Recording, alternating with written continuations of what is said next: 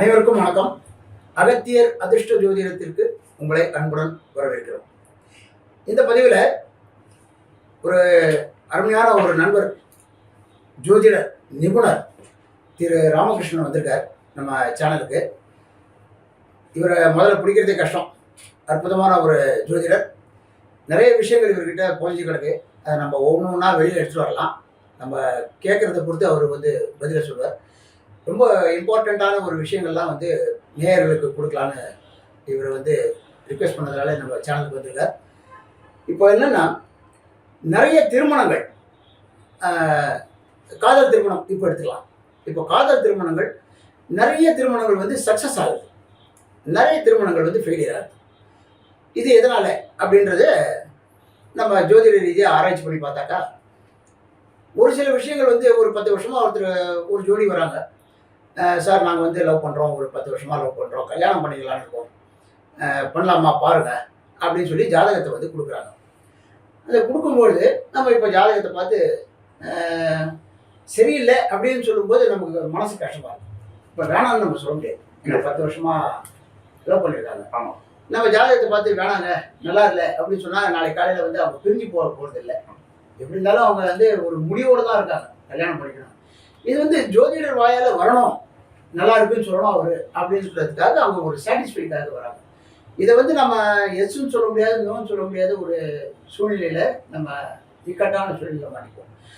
அப்படிங்கும்போது அவங்கள ஒரு பாலிஷாக சொல்லி அனுப்புறது அது ஒரு விதம். நல்லா இருக்கோ இல்லையோ, இன்கேஸ் நல்லா இருந்தால் ரொம்ப சந்தோஷம். இப்படி ஒரு ஜாதகம் சேரலைன்னா நம்ம ஒன்றும் பண்ண முடியாது. அப்படிப்பட்ட சூழ்நிலையில் ஒரு சில பேர் வராமையே, ஜாதகத்தெல்லாம் எனக்கு நம்பிக்கை இல்லை சார், நாங்கள் லவ் பண்ணிட்டோம், கல்யாணம் பண்ணிட்டு போகிறோம் அப்படின்னு சொல்லும்போது ஒரு சில லைஃப்பில் ரொம்ப நல்லாவே இருக்கும், ரொம்ப நல்லா இருக்காங்க, நல்ல குழந்தை குட்டியோட பேரம் பேத்தியோட ரொம்ப ஜோராகவே இருக்காங்க. ஸோ அந்த மாதிரி ஜாதகம்லாம் பார்த்தீங்கன்னா ஜாதகமே பார்க்கல, ஆனால் அவங்க அந்த ஜாதகம் ஆல்ரெடி அவங்களுக்கு அமைஞ்சிருக்கும், நல்லாவே அமைஞ்சிருக்கும். அது இறையணும், நம்ம கையில் இல்லை. ஸோ கேட்டாலும் கேட்கலனாலும் இறையணும்.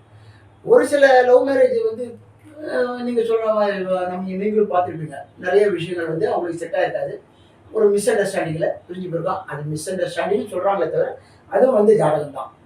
இப்படிப்பட்ட இப்போ லவ் சம்மந்தப்பட்ட விஷயத்தில் இப்படி அதாவது ஒருத்தருக்கு ஒருத்தர் அனுசரணையான விஷயங்கள் இப்படி இருக்குது, நடக்குது நடக்கலைன்றது நம்ம எடுக்க முடியாது.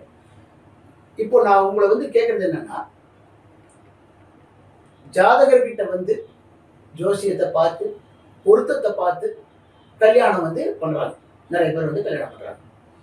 ஒரு வருஷத்துலேயோ இல்லை 2 வருஷத்துலேயோ அவங்களே மறுபடியும் நம்மகிட்டே சாமி இந்த 2 பேரும் பிரிஞ்சிருக்கிறாங்க, என்ன பண்ணுறதுன்னு தெரியல. இதில் ஒரு பியூட்டி என்னென்னா, இந்த ஜாதகத்தை நீங்கள் தான் சாமி பார்த்தீங்க அப்படின்னு கூட ஒரு வார்த்தை நம்ம சொல்லிடுறோம்.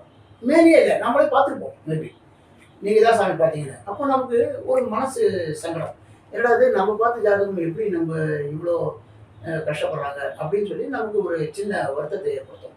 நம்ம எங்கே தப்பு பண்ணியிருக்கோம், நம்ம என்ன மிஸ்டேக் பண்ணுறோம், நம்ம இன்னும் எப்படி அவங்களுக்கு அவுட்புட் கொடுக்கணும், எதை நம்ம இன்னும் பக்காவாக பார்க்குறோம், எல்லாமே பார்த்தாச்சே. அதாவது 7ல் கேத்து இல்லை, 7ல் சூரியன் இல்லை, 2ல் கேத்து இல்லை, 2ல் சூரியன் இல்லை, 7ல் சனி இல்லை, செவ்வாய் தோஷம் இல்லை.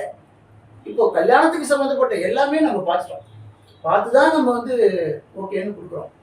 இது கொடுத்ததுக்கு அப்புறமும் இவங்களுக்கு இப்படி பிரச்சனைகள் ஏற்படுது, எதனால இது அப்படின்னு நம்ம யோசிக்கும்போது இது ஒரு சில விஷயங்கள் புலப்படுறது கஷ்டமா இருக்கு. இப்போ இதை பத்தி உங்களுடைய கருத்து என்ன? என்னோட ஒரு அபிப்பிராயம் என்ன அப்படின்னா,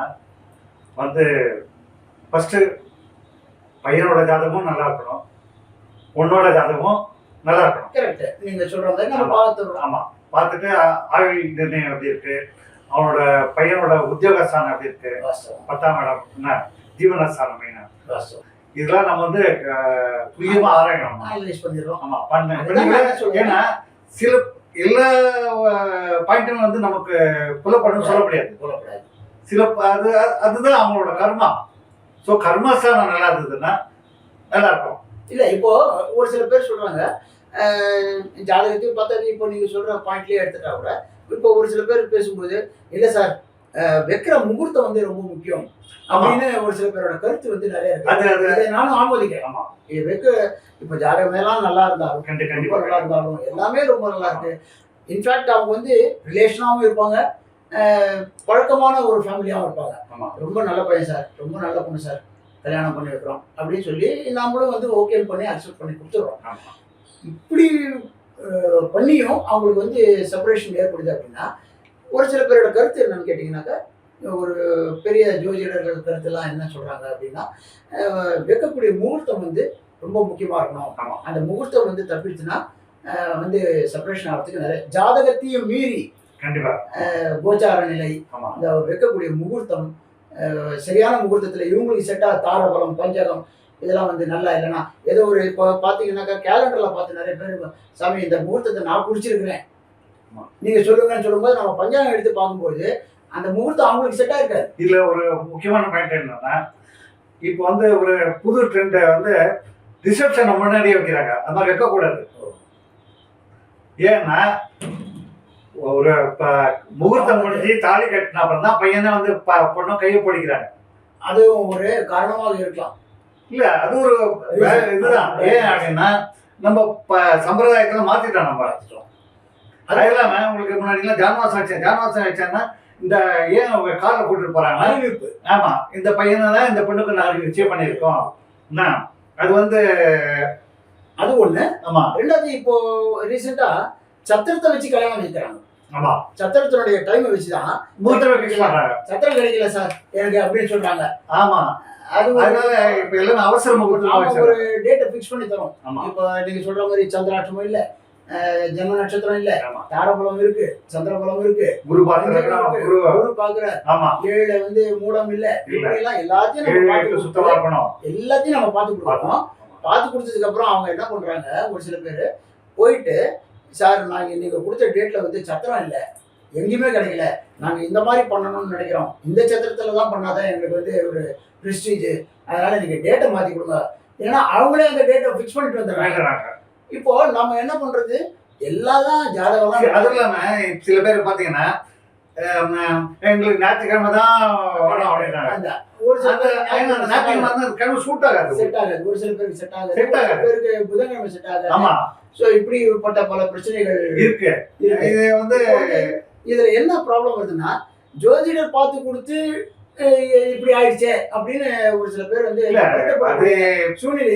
அதாவது இப்ப நம்ம வந்து எந்த ஜோதிடருமே வந்து உங்களுக்கு வந்து தப்பா சொல்ல மாட்டாங்க.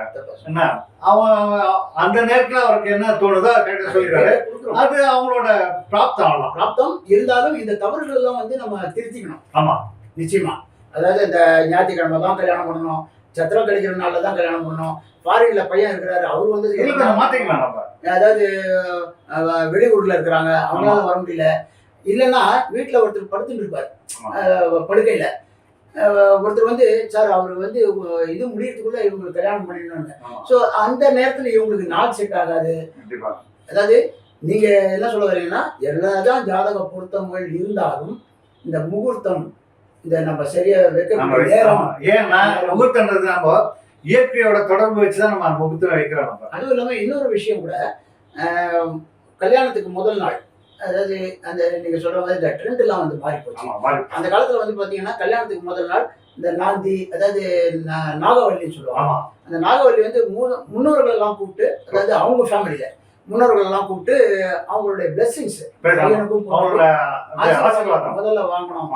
அதுக்கப்புறம் கல்யாணத்துக்கு பிஃபோர் குலதெய்வ கோயிலுக்கு போயிட்டு வரணும். பையனோட குலதெய்வத்துக்கு அவங்க, பொண்ணோட குலதெய்வத்துக்கு இவங்க போயிட்டு வரணும், அவங்களோட பிளெஸிங்ஸ் வாங்கணும். இப்படி வந்து பல சம்பிரதாயங்கள், ஃபார்மாலிட்டிஸ்லாம் வந்து நிறைய இருந்தது.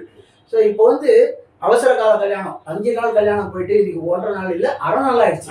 காலையில கல்யாணம் பண்ணிட்டு சார் சாயந்தரம் வந்து ஒரு பார்ட்டி வருது, சீக்கிரம் 2 மணிக்கு நீங்க கிளம்புங்கன்னு சொல்ற ஒரு சூழ்நிலை ஏற்பட்டு போச்சு. அதனால இதெல்லாம் வந்து நம்மளால ஃபாலோ பண்ண முடியுமா முடியாதான்ற ஒரு சூழ்நிலை வந்துச்சு.